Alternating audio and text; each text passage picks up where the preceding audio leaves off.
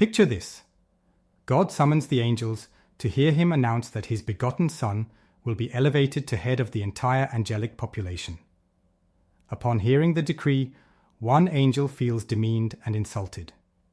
He is so outraged that he persuades 1/3 of his fellow angels to follow him in launching a revolt against God. Satan's aim is to accumulate and aggregate power. Although God could have done away with Satan and his seditious horde, he decided they could be used to provide his newly created human race with a choice between good and evil.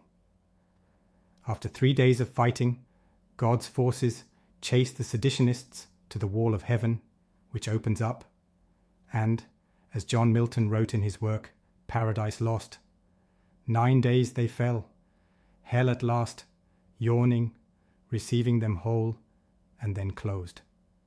Gathering his horde of fallen angels, Satan announced that they would follow and perfect the ways of war.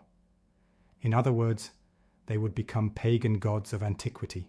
Beelzebub, Satan's chief advisor, suggested that they search for this newly created human race that God created, study them, and learn how best to subvert them.